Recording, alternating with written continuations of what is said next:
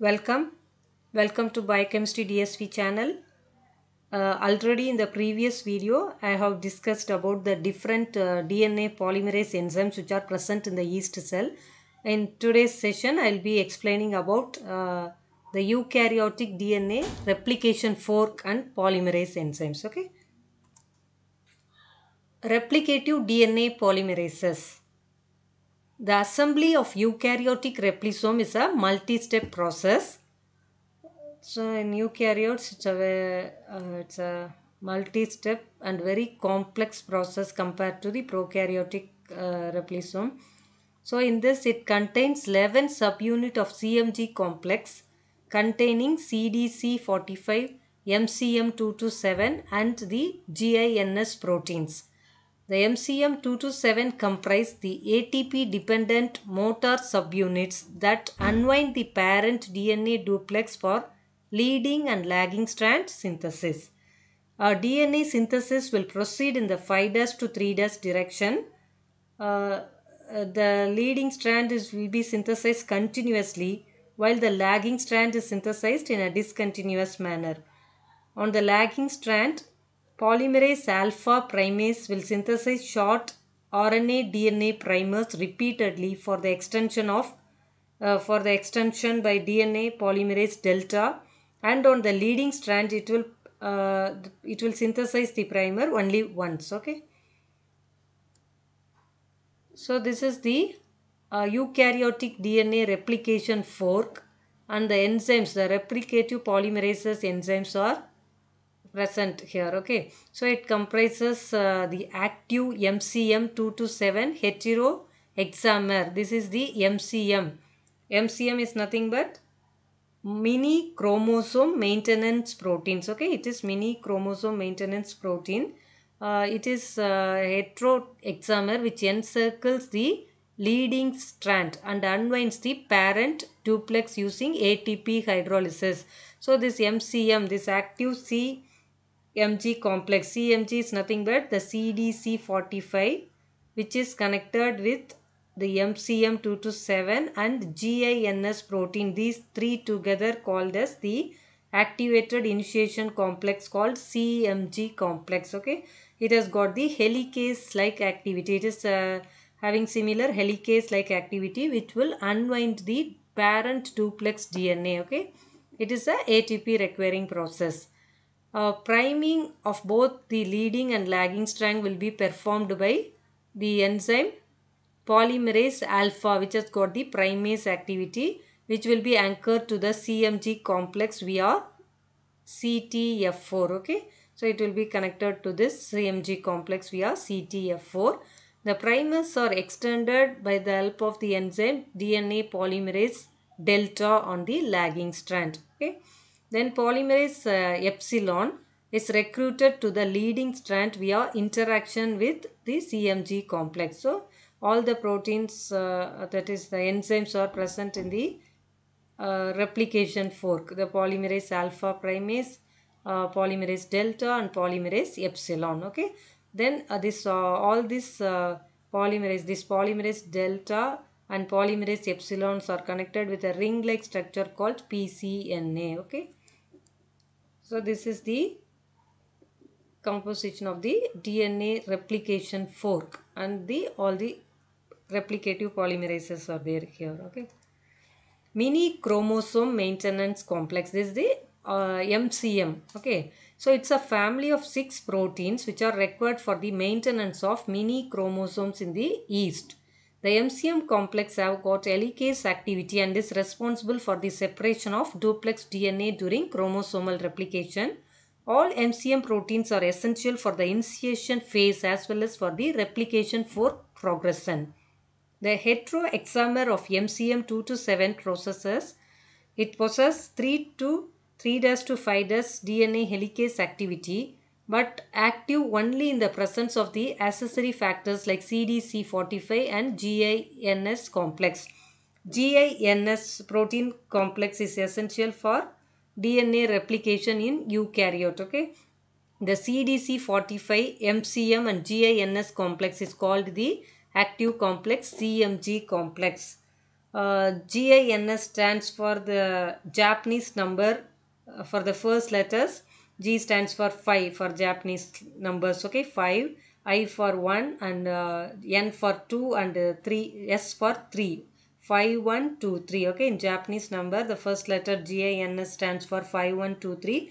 It means G means in Japanese word go. Okay, I means Iki, ICHI. N stands for NI and S for SAN. So, which refers to 4 subunits, 4 protein subunits in the complex. The 4 subunits of GINS includes S1, D5, PSF1, PSF2 and PSF3. All these comprise together called as GINS proteins.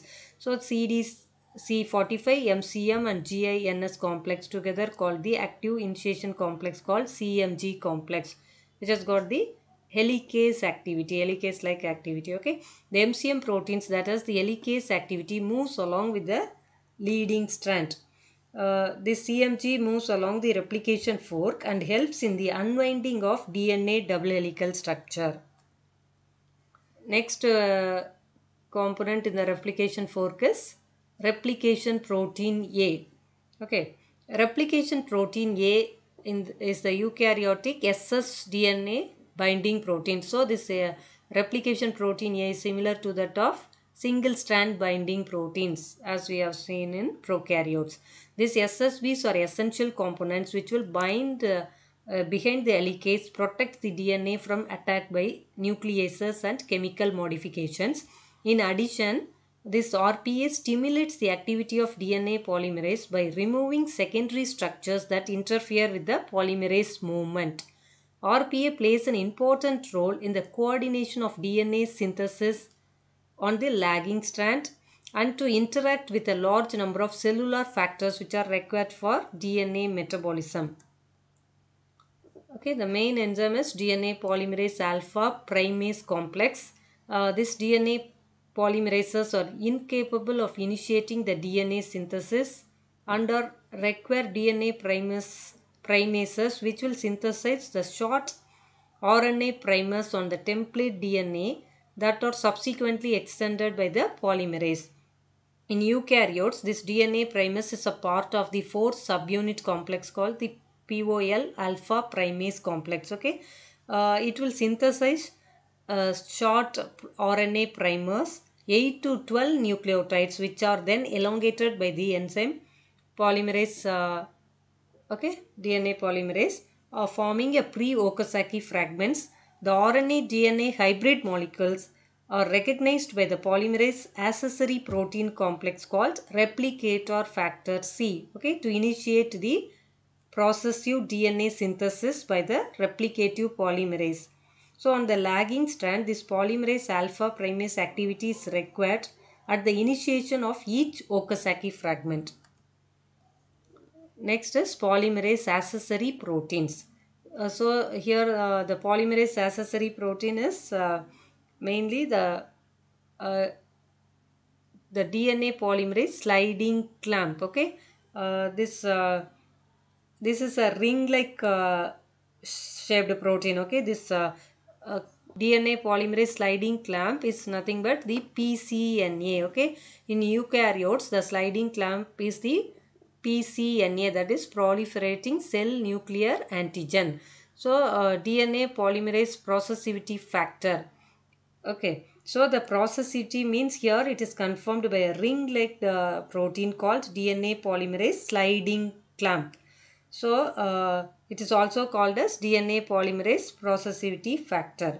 So which encircles the duplex DNA and acts to bind the polymerase catalytic unit for processive DNA synthesis.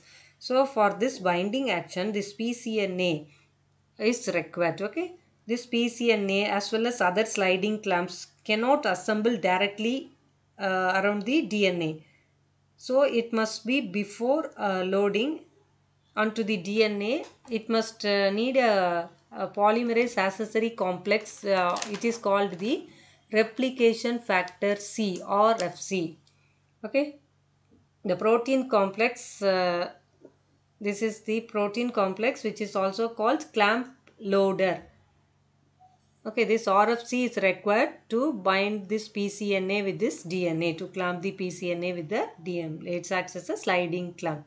RFC recognizes the 3' end of the pre-Okazaki fragment, and it will utilize ATP hydrolysis to assemble the pCNA around the primer. pCNA encircles the primer DNA, which then bind to the DNA polymerase, allowing rapid and processive DNA synthesis.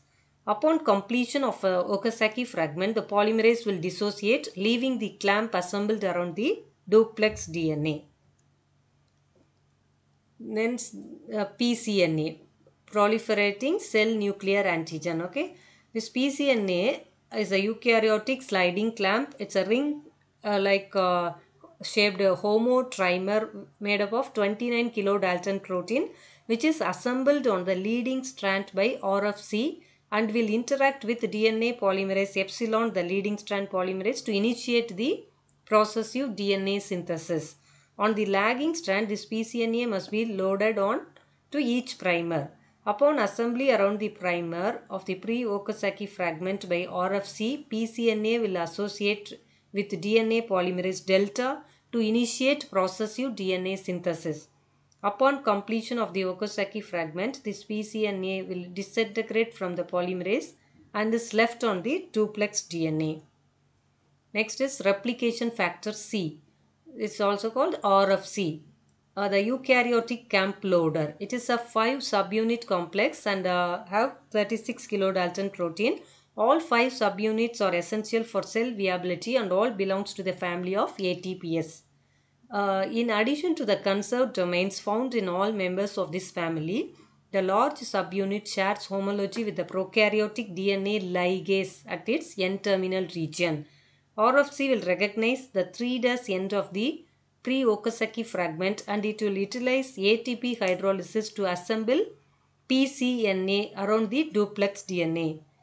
It was shown that the interaction between RFC and RPA plays a major role in the switch that removes polymerase alpha primase from the DNA, allowing the loading of pCNA. In addition to its role as a clamp loader, it also functions as a clamp unloader. That is, it can also remove pCNA from the DNA. DNA polymerase delta and polymerase epsilon.